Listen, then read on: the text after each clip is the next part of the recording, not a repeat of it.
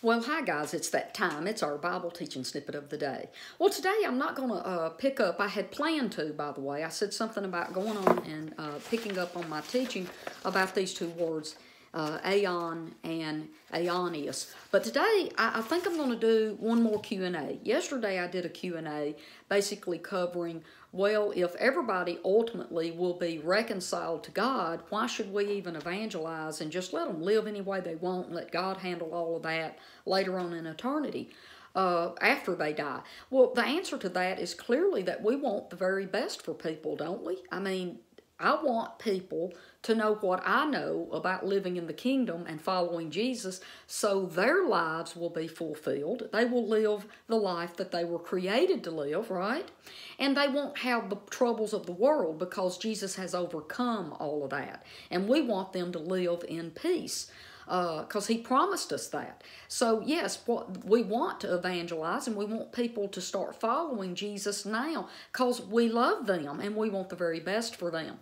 And then of course I covered where a few people asked me what was the reason for them to even live right and quit sinning and not fulfill their own lustful desires. Well, you know, I don't mean this in a insensitive way, but guys, I don't have a desire to sin. I love what Andrew Womack says. He says, I sin as much as I want to. I just don't want to sin. And I've always been that way. Since the day that Jesus came in my mother's hospital room, I haven't had to fight with my own desires and try to slap myself on the hand and say, okay, I can't live like this anymore, although I really want to. No, I just don't have a desire to sin. And he's replaced all of those bad, dirty, stinking thinking and my deceitful heart, and he's redirected my life toward him. But today, what I think I want to do is I've had several other people ask this question, and I think I just need to stop and do some Q&A because I don't want to leave people behind, and I like to answer questions so that as we go, we all are kind of headed in the same place. So I love to answer questions, and if you have questions, please send them to me. But here's the question I want to do today. What about people who say they have seen hell, that they either had a dream about it, a vision, or even maybe a near-death experience, or even a death experience and was resurrected, you know, like the paddles or whatever in a hospital, and that they experienced hell. And I want to say this so people that have had these visions or experiences understand.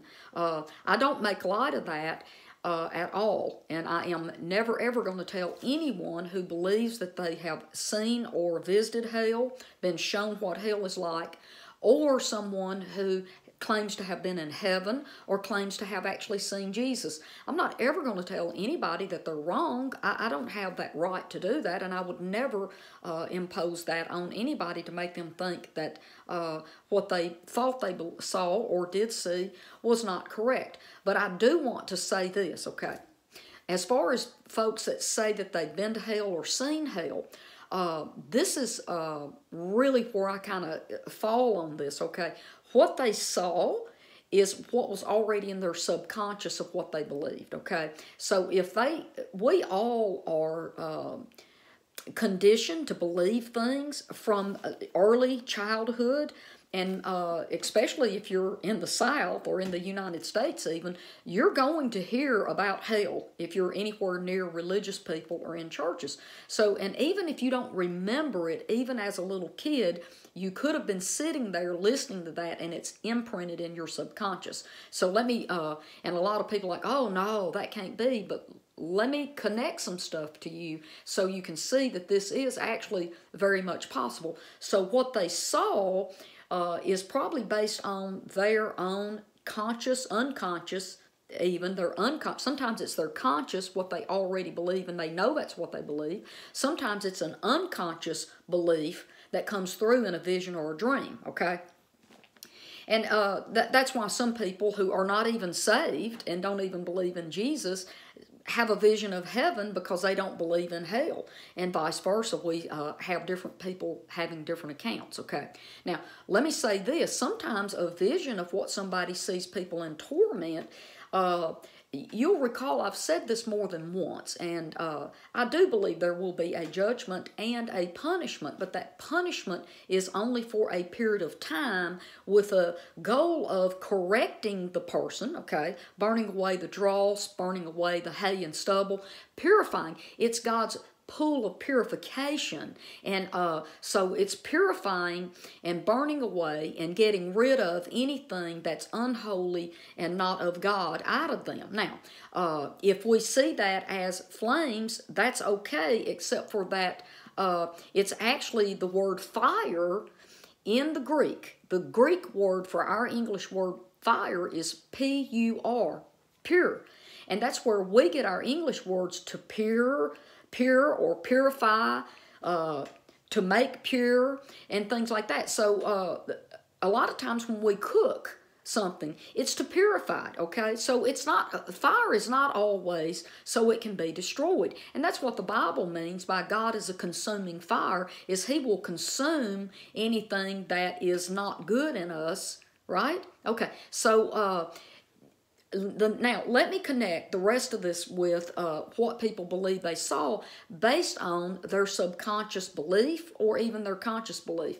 Did you know, and one of the gentlemen, and I love him, I'm not going to name his name because I haven't talked to him to ask him if I can, but we went back and forth with some messages and we're very good friends. It wasn't combative or anger in here, okay?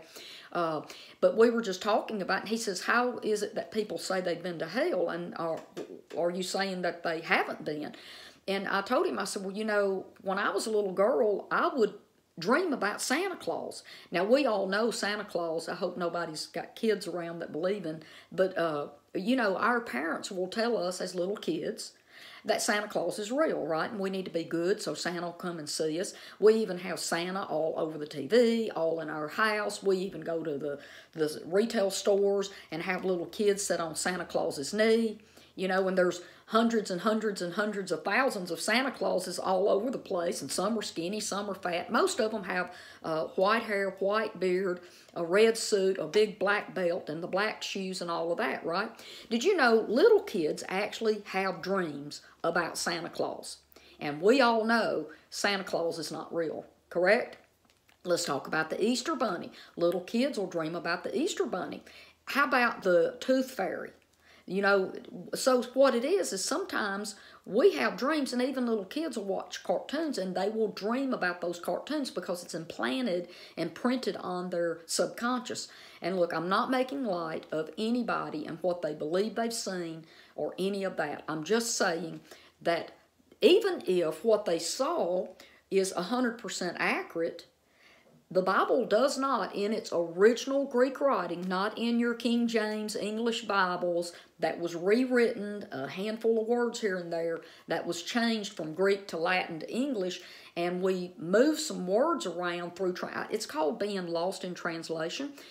We've lost some of the Greek manuscript understanding and the purity of those scriptures, and now we're reading from Greek over, and sometimes Hebrew and Greek over into Latin, and then from Latin to English. And this, I'll throw this in today. One of the reasons the Eastern Orthodox Church has never changed their doctrine on hell, or ever had one, that they don't have a doctrine of hell, of eternal conscious torment in a place called hell. Because, see, they've always read the Greek scriptures, right?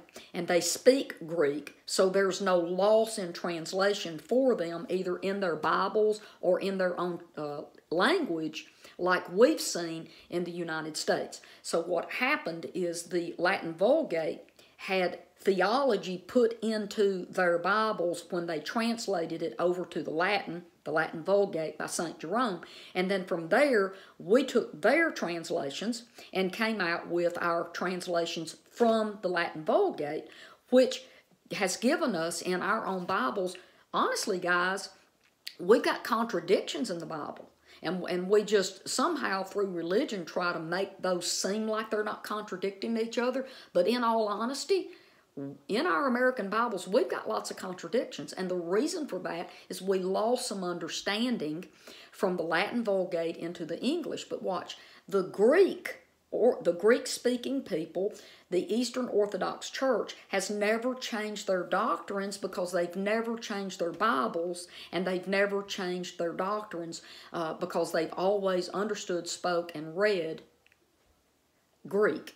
And so they understand clearly what was written originally in the Greek scriptures. So guys, I hope that has answered a couple of questions. I've had more than one person ask me that question. So I hope I have done justice with my answer. I'm going to sign off today, and I will see you here tomorrow. I love each and every one of you and pray the very, very best for you. And please hang in there with me. I'm going to go one step at a time to show you that this religious lie of hell and eternal conscious torment lasting forever and ever is a Roman Catholic doctrine that we were tricked into believing, and we need to believe bigger and better things for Jesus and our Father. I love you, and I'll see you tomorrow. Bye-bye.